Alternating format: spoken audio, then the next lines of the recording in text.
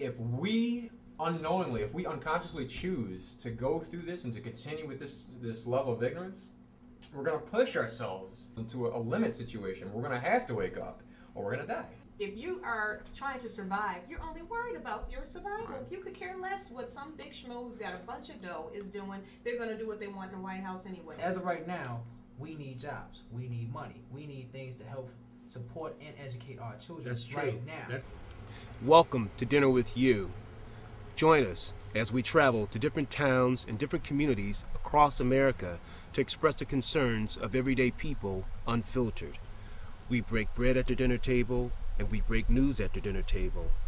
It is our hope that this presentation will allow you, your friends, and your family to express what concerns you most in your community. Today, we're in Michigan, and it's our hope that we'll be having dinner with you and your friends in your community soon.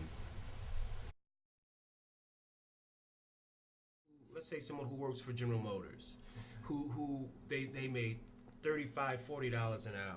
Mm-hmm. So they have a home in the suburbs.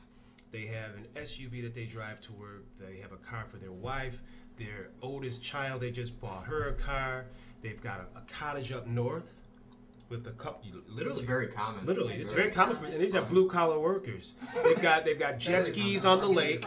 They have jet skis on the lake, and then here comes a huge layoff for GM where they have to cut back workers. Now, not only do they cut back workers, they tell you, we're going to cut your salary in half. Instead of paying you $40 an hour, we're now going to pay you $20 an hour. Or 14 in some Or cases. $14 an hour. Or you can take that or you don't have a job.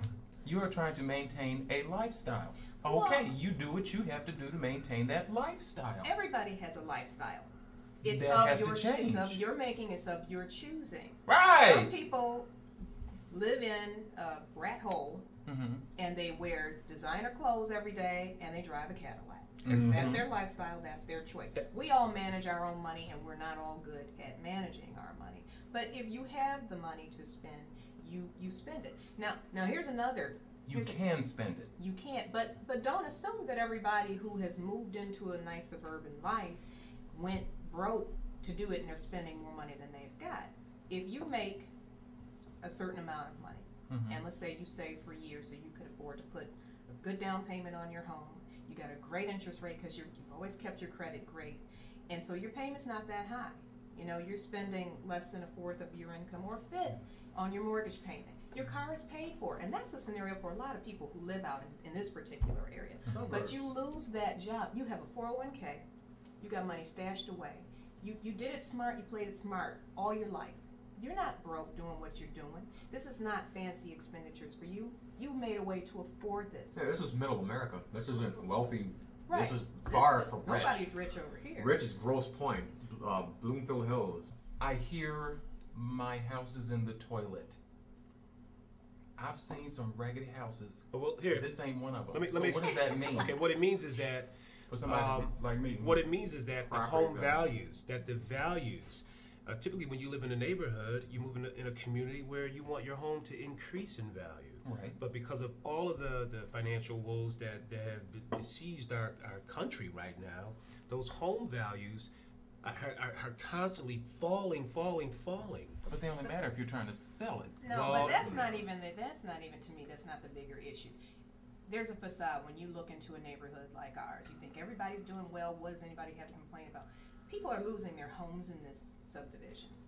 They are, their homes have been foreclosed on. There are empty houses in this subdivision. So you may have been doing well a month ago, but you lost your job, your wife lost her job, they're gonna repossess your car, you can't afford to feed your kids, you are homeless now. So it looks like you don't have anything to complain about, but you come inside of the home and it's a whole nother matter. We've had a lot of intriguing conversation while we were eating, but I really want to know, I mean, what concerns everybody here most? I mean, Stephen, what concerns you most? Or what? Well, I can tell you what don't concern me most, and that's political issues.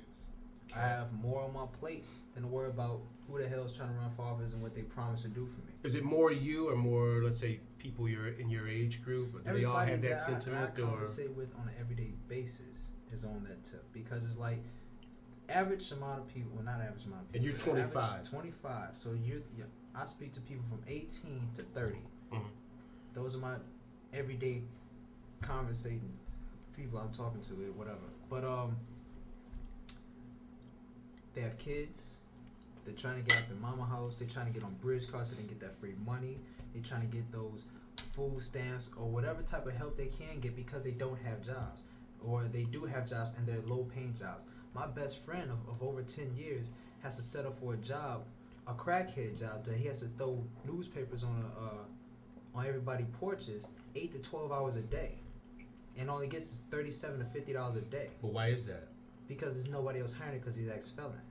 Okay. So, do you think that maybe it would benefit him to be more a part of the political system, or? No, because as of right now, let's say Barack Obama or Senator Kane, whatever, Mhm. they're not doing anything for us right now. And until they get in office, we won't see what they're about in the first place. Because everybody makes promises. I could promise you tomorrow I could try to come here. Tomorrow. But don't you think that if one person, and of course I have my point of view, is a liar, they lie repeatedly, and it's been demonstrated to you, proven to you that this person has lied.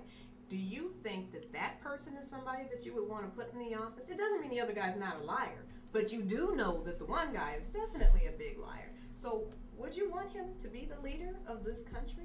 Well, that's something that we don't discuss because we already have set in our minds we're automatically going to vote for Obama anyway. Why? Simple reasons. But for the main reason, because he's black. Obama would come out sad today and say, hey, yes, I ate a pile of shit, and I'm still going to vote for him. Simply because he's black. Just because Just he's 'cause black. he's I mean, black. I can understand, I can really get to that kind of perspective from people because there's a part of me that says, finally, we can have a chance to be respected as normal human beings like everybody else and not have to be thrown into the N-word vote. You know what I Because mean? Barack Obama becomes president.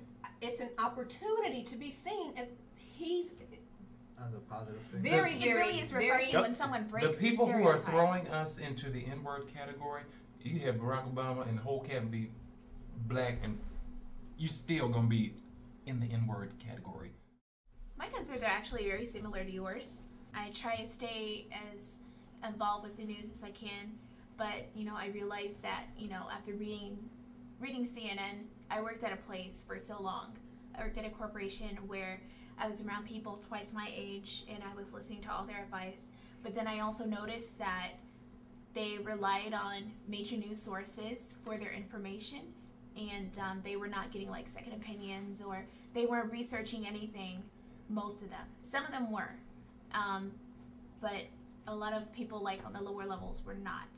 And it kind of disturbed me. And so I started researching everything that, anything that I did not understand, I looked it up.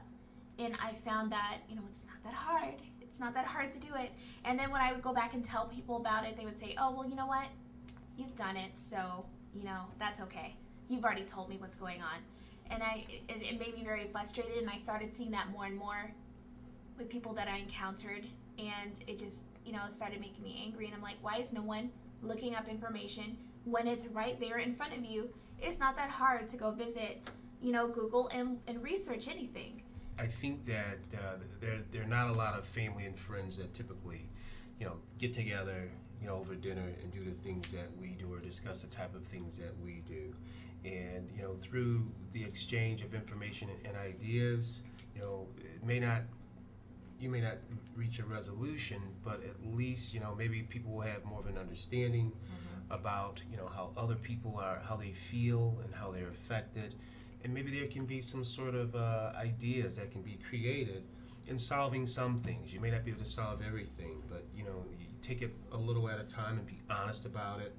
Of course, we want to live in a society and a government that's honest and just, and we have to have that. So today, it doesn't matter whether you're on the blue side of an issue, whether you're on the red side of an issue, or whether you're just along the middle. It's about doing what's right, and that's what we have to strive for in our exchange of dialogue and information.